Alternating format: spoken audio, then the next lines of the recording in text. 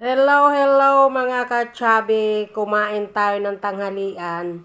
Ito yung prenex ko kahapon sa inyo na luncheon meat. Ayan, niluto ko na yung isa.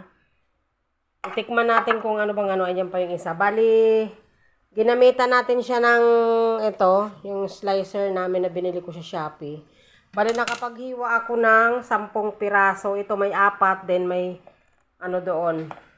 May 6 dito na piraso. Maliliit ng pagka-slice. Tapos, naggisa lang ako ng chunky corned beef. Ito, nilagyan ko ng konting patatas para may sabaw. Tapos, meron tayong melon juice. Kaya mabula-bula yan kasi may natutubig ang pinang dyan. Tapos, meron tayong marinated na egg. Yung tira kanina sa inalmusal ko. May mga sibu-sibuyas. Nakita ko lang din yan sa isang nagmumukbang. Sarap kaya niya ka-chubs.